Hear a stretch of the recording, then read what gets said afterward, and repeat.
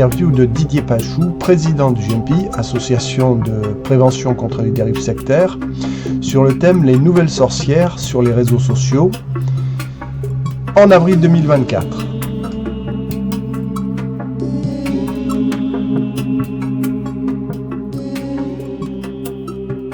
Je vais vous reprendre. Donc, vous disiez qu'il y avait une augmentation de ce type de contenu pour les jeunes, notamment.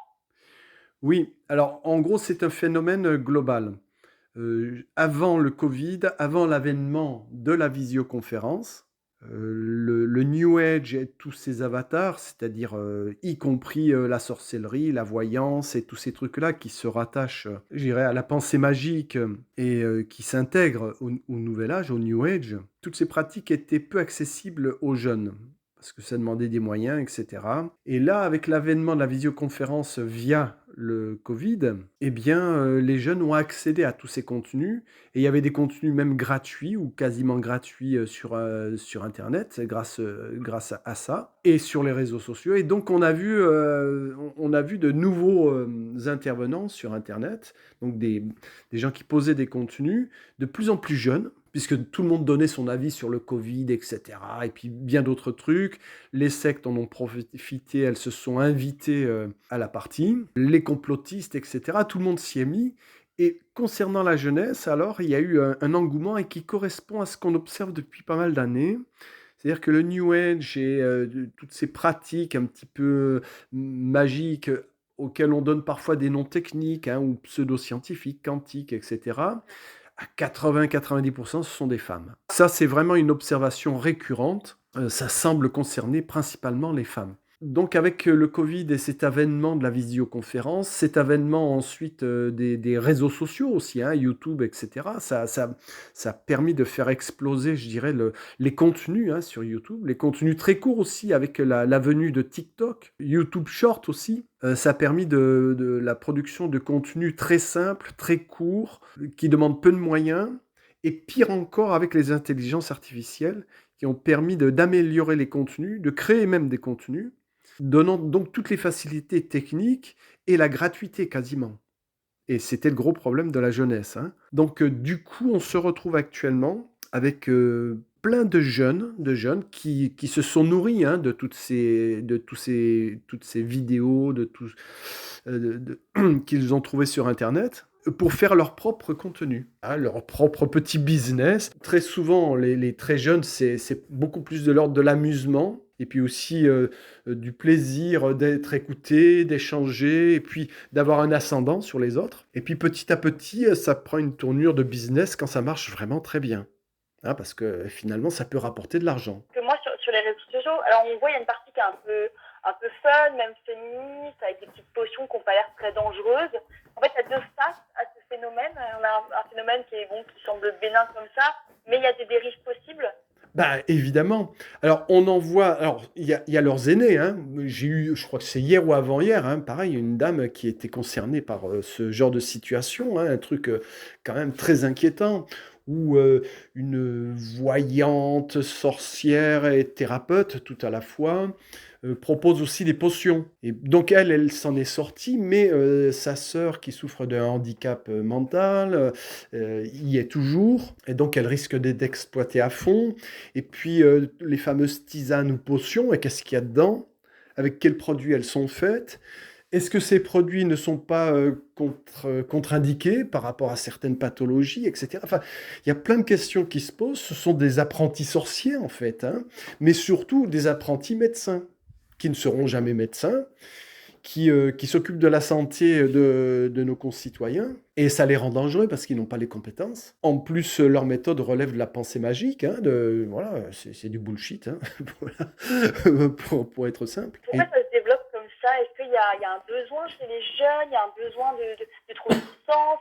Pourquoi est-ce qu'on... Ça, déjà, c'est une espèce de désenchantement du monde qu'on connaît depuis quelques décennies, qui s'est accentué, c'est-à-dire le productivisme, il faut bosser, il faut gagner sa vie, etc. C'est de plus en plus dur, faut se placer, et puis il n'y a pas d'exutoire spirituel. Il n'y a plus de religion vraiment, voilà, ou très peu. Et donc, il reste, je dirais, la pensée magique, le retour au primaire, hein. Donc, c'est la pensée spirituelle primaire, hein, et on le retrouve dans le domaine de la santé, hein. On mange cru, c'est-à-dire des aliments bruts qui ne sont pas transformés, ils ne sont pas cuits ni rien. C'est le retour au primitif. Est-ce que c'est un phénomène qui augmente ces sortes de sorcellerie sur les réseaux sociaux? Oui, ça augmente parce que le succès des uns suscite l'envie l'envie de faire la même chose pour les autres. Alors déjà, TikTok, c'est un public jeune, hein, en général, c'est 13 ans, je crois, l'âge moyen. Et ça vend des tirages à 200 €, 300 € parfois. Est-ce qu'on a des arnaques qui existent comme ça, ou des emprises en tout cas? Bah, alors, ça, on peut pas le vérifier encore parce que vous savez, il faut toujours plusieurs années avant qu'on ait des retours. Ouais. Hein, avant que les gens se plaignent, il faut vraiment qu'ils aient ramassé un maximum de coups, hein. Il faut pas croire que les gens réagissent au quart de tour. Les gens sont très résilients, ils supportent beaucoup de choses et c'est vraiment quand ils sont à bout qu'ils réagissent, qu'ils vont porter plainte, qu'ils font savoir leurs difficultés. En plus, on ne se vante pas, hein, quand on dit bah voilà, je me suis fait arnaquer, etc. On n'a pas trop envie voilà, de raconter sa vie privée. Et on le fait que quand on est acculé. Donc, je pense qu'avant plusieurs années, ça va passer plus ou moins sous les radars. Ça sera juste visible comme ça, mais au point de vue des dégâts, on ne pourra les mesurer que dans quelques années. Bon, ça ne nous empêche pas de faire la prévention, hein, parce qu'on sait comment les choses tournent habituellement. Sur le fond, il n'y a rien de nouveau. Il n'y a que la forme qui a changé. Et puis aussi, la catégorie de population. Là, maintenant, les jeunes sont dans le coup. Et quand on dit jeune, on parle de quel âge à peu près? Oh bah, ça peut commencer à partir de 15 ans, quoi, hein. Ouais, donc c'est vraiment bien mineur. Ouais, et puis ça pourra même peut-être aller plus bas, hein, parce qu'on l'a vu, je dirais, pour peu qu'il y aura la maîtrise des outils Internet, etc., ça peut descendre plus bas. Ça dépend un petit peu aussi des individus, hein. Il y en a qui sont restés enfants, et puis il y en a d'autres ils sont adultes avant l'âge. Après, il y a des bons contes comme ça, de sorcières, parce qu'il y en a qui m'ont l'air, ouais, moi je les regarde, ça a l'air d'être de l'amusement plus qu'autre chose. Est-ce qu'il y a des bons contes, ou est-ce que vraiment pour vous c'est une dérive dans tous les cas, quoi? Bah, on a le droit de faire ce qu'on veut. On n'est pas non plus dans une dictature de l'esprit ou des croyances ou quoi, heureusement, hein. Alors évidemment, ça comporte quelques inconvénients, mais ce genre de pratique, ça tire pas vers le haut. Ce serait beaucoup plus intéressant si les jeunes faisaient la philosophie, s'ils approfondissaient leurs idées. Là, on est au niveau zéro, Ouais. hein. C'est la Ouais. pensée magique, c'est vraiment un retour en arrière au point de vue culturel. Ouais. C'est quelque chose qui vous inquiète ou pas? Bah, bien sûr que c'est inquiétant parce que ça touche une population très jeune. Et donc, quelque part, c'est ce qui forge, c'est ce qui va donner leur orientation dans la vie. Est-ce que je vais faire un vrai métier? Est-ce que je vais contribuer à faire quelque chose d'utile dans la société? Ou je m'aperçois que je gagne bien ma vie à rien foutre, hein, à m'amuser, à faire, à arnaquer un petit peu les gens, hein, à leur soutirer de l'argent. Ça marche bien, j'ai du succès, on me voit. C'est très bon pour l'ego, hein. Ouais. Mais ils en sont victimes aussi. Alors, les victimes, alors il y a les petites victimes, ça m'a coûté 100 euros, ça m'a coûté 50 euros, 200 euros. Puis il y a des gens qui sont vraiment désespérés, ou des jeunes même qui le sont, qui ont de gros problèmes. Donc, je pense surtout à ceux qui sont fragiles. Alors, ceux-là, ça peut être dévastateur pour eux. Parce que ça peut créer quoi? Eh ben, imaginons un jeune qui a des problèmes. Alors, ça peut être des problèmes plus ou moins psychologiques, hein, ou de relations, ou des problèmes à la maison, allez savoir quoi. Les jeunes, les adolescents ça donne plus facilement au fanatisme, à l'excès, parce qu'ils sont dans la découverte, ils n'ont pas le recul, l'expérience souvent, et donc ils vont aller plus souvent loin dans leur pratique. Genre, bah, celui-là, si je peux lui jeter un sort, etc. Donc ce genre de fonctionnement, même si c'est dans la pensée magique, ça peut aller loin, ça peut être même addictif, hein. S'imaginer qu'on va pouvoir régler tous ces problèmes, j'ai un examen, hop, je vais faire des rituels parce que j'ai rien foutu, ou j'ai pas beaucoup bossé, ou j'ai la trouille. Donc finalement, ça rend les gens captifs et dépendants. Et ça, on peut pas leur souhaiter, on peut pas leur souhaiter des trucs pareils. Et là, c'est le moindre mal, c'est-à-dire que je vais m'assujettir à des rituels, à quelqu'un qui connaît les rituels ou qui a un pouvoir quelconque, c'est mettre le pied à l'étrier de la soumission sectaire.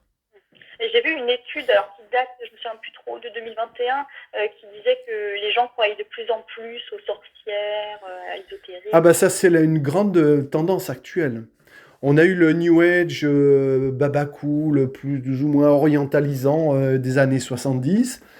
Ensuite, on a eu le New Age très technologique, où c'était les pseudo-médecines,